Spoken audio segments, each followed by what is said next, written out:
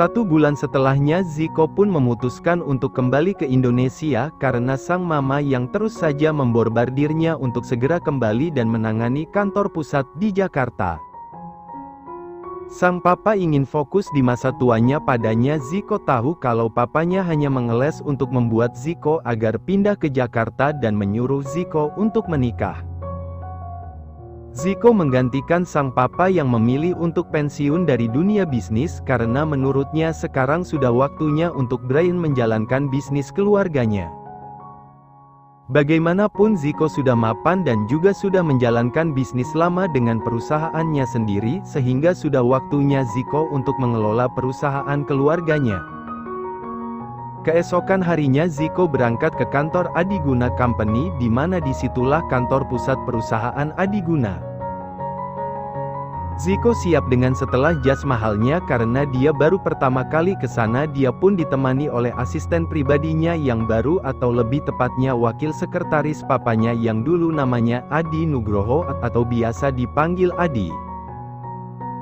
Ziko melajukan mobil mewahnya ke arah kantor Adiguna Company dengan Adi yang mengemudikan mobilnya karena Ziko malas untuk menyetir mobil karena jalanan yang macet terus membuat Ziko malas sehingga biarkan Adi saja yang mengemudikan mobilnya. Sampai di kantor semua karyawan sudah berbaris rapi untuk menyambut presidir baru mereka. Ziko yang baru turun dari mobil mewahnya segera masuk ke dalam dan langsung disambut oleh semua karyawan Adiguna Company. "Selamat pagi, semuanya," sahut Ziko berhenti dari jalannya dan menyapa semua karyawan yang menundukkan kepalanya saat melihat Ziko tadi. "Pagi, Pak," jawab semua orang serentak seperti sedang berlatih untuk membuat yel-yel saja. "Oke. Perkenalkan saya Ziko Pratama Adiguna yang mulai hari ini akan menggantikan Pak Teguh Adiguna untuk mengisi kekosongan tempat sebagai presidir di sini. Mungkin kalian semuanya sudah banyak yang tahu saja dan juga tahu bagaimana sistem kerja saya, jadi saya harap kalian semuanya bisa memuaskan saya dalam hal kerja kantor," sahut Ziko dengan tegasnya membuat semua karyawan takut dibuatnya. Semua orang sudah dengar bagaimana kiprah kepemimpinan presidir baru mereka di kantor cabang dan semuanya mengatakan bahwa Ziko adalah presidir yang sangat perfeksionis dan juga dingin dan juga tegas.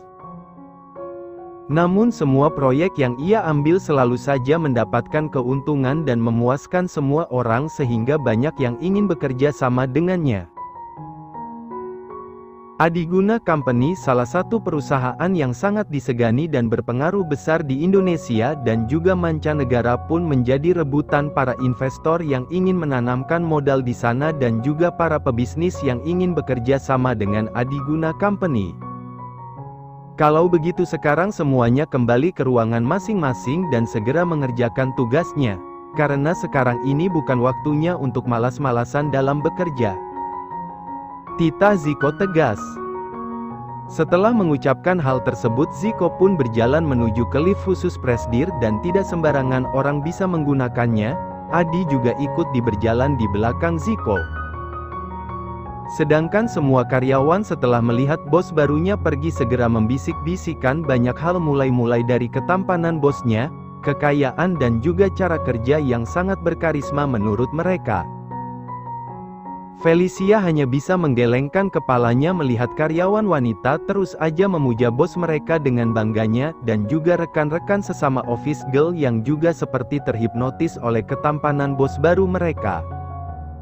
"Wah, ganteng banget ya Mbak Vel," sahut Wulia tak bisa mengedipkan matanya sama sekali karena terlalu fokus mengikuti arah bosnya ke lift. "Iya, Wul.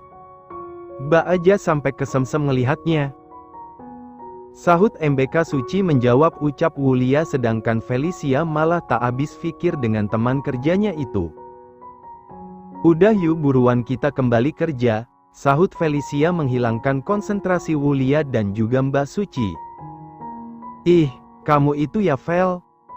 Gak tahu apa baru aja ada malaikat yang turun dari kayangan kok malah diganggu," sahut Wulia protes karena rekannya ini mengganggu saat dia melihat wajah tampan bosnya.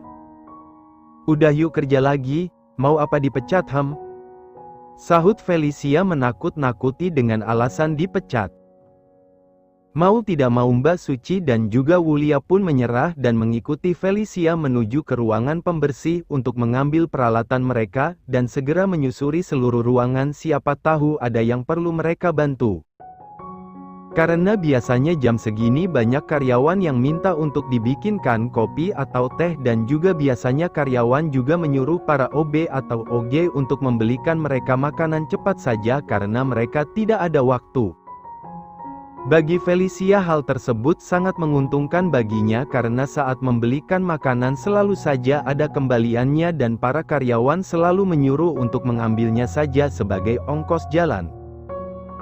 Felicia pun senang karena dia bisa menabung meskipun yang ia dapatkan hanya 10-30 ribu saja, tapi tetap saja bear bagi Felicia yang kesusahan akan uang.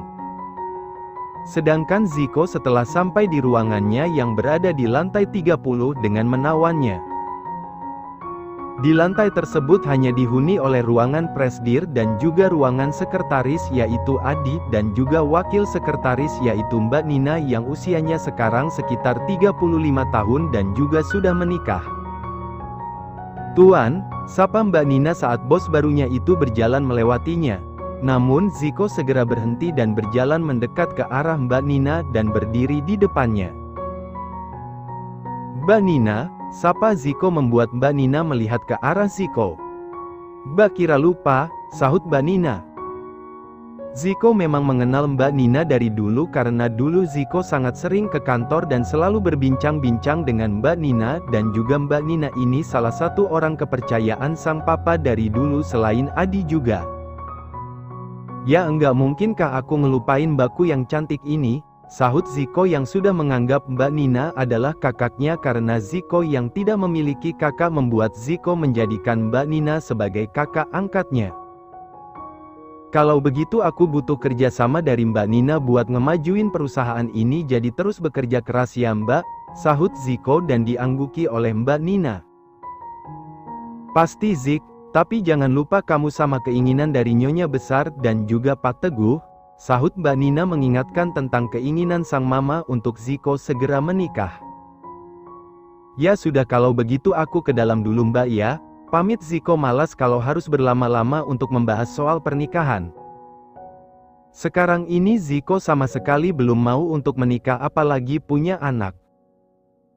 Itu adalah keinginan Zico yang mungkin ke 150 baru Zico akan mempertimbangkannya. Setelah sampai ke ruangan barunya Zico segera menyuruh Adi untuk segera ke ruangannya karena ada sesuatu hal yang harus Zico bicarakan privat dengan sekretaris dan juga sekaligus asisten barunya itu. "Ada apa Tuan?" tanya Adi saat sampai di ruangan bosnya itu.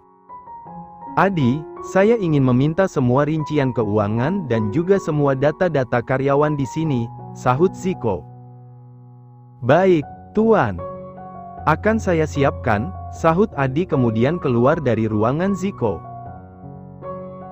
Zico memang berencana untuk menyeleksi kembali apa karyawan yang kurang berkompeten di bidangnya karena bisa menjadi ulat bulu di dalam suatu tim jika masih dipertahankan saja. Zico mendengar ada beberapa orang yang berperilaku seperti itu sehingga Zico harus tegas dan tidak terlalu kasihan. Sedangkan di sisi lain jam makan siang sudah sebentar lagi akan tiba, beberapa karyawan menyuruh Felicia untuk memesankan makanan cepat saji di salah satu restoran dekat dengan kantor. Para karyawan sibuk dengan pekerjaannya bahkan untuk makan siang pun beberapa tidak bisa ke kantin sehingga menyuruh cleaning service untuk membelikannya. "Feli, aku nitip burger seperti biasanya ya," ucap salah satu karyawati dengan memberikan uang pecahan 100.000, karena sudah sering membelikannya Felicia sampai hafal apa saja yang harus ia pesan nantinya. Setelah semua titipan sudah terkumpul Felicia pun segera menuju ke restoran dekat dengan kantor, untuk saja dekat sehingga dengan jalan kaki saja Felicia bisa dan tidak perlu mengeluarkan ongkos lebih untuk bayar ojek. Setelah semua pesanannya sudah siap dan sudah ada semuanya, Felicia segera membawa makanan pesanan para karyawan kantor. Dengan dua tangan penuh dan juga membuat dia kesusahan dalam memegangnya, namun Felicia tidak menyerah. Dia bisa mengabaikan rasa nyeri atau begal di tangannya, namun ia akan mengeluarkan uang jika dia mengacaukan pesanan ini, bukan? Dengan tergesa-gesa Felicia menuju ke kantor dengan barang bawaannya yang sangat banyak ini, sedangkan Zico yang akan mengadakan meeting dengan klien di hari pertamanya bekerja melihat ada seorang cleaning service yang sedang kesusahan membawa barang bawaannya.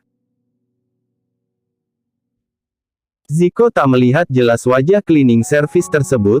Zico seperti cuek-cuek bebek dan berlalu begitu saja meninggalkan lobi dan masuk ke mobilnya, sedangkan Felicia tak tahu kalau tadi saat dia berjalan menuju ke kantor dia dilihat oleh bosnya tadi.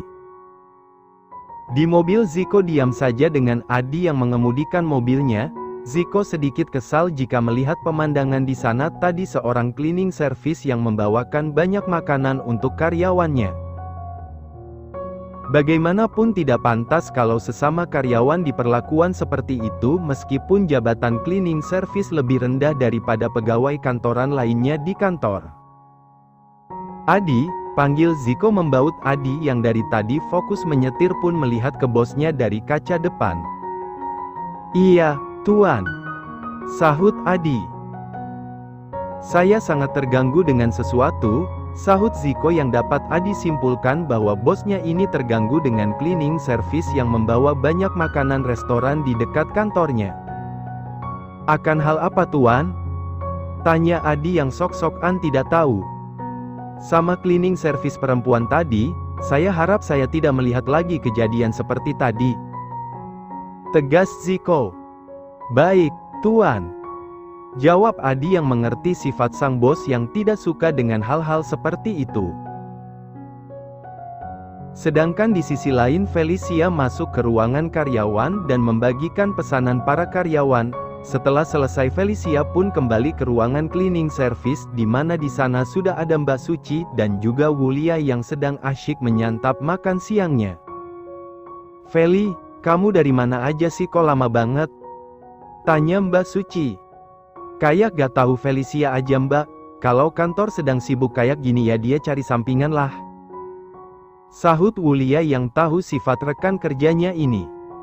"Ih, Wulia ini emang tahu aja deh," sahut Felicia.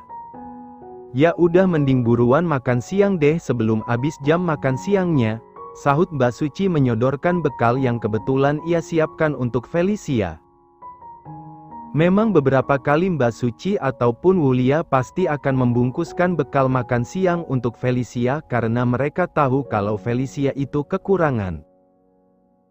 Bahkan pernah waktu itu sebelum mereka saling mengenal dekat, Felicia tidak memiliki uang sama sekali dan Mbak Suci dan Wulia juga tak membawa lauk lebih. Felicia tidak akan makan siang dan hanya minum air putih saja.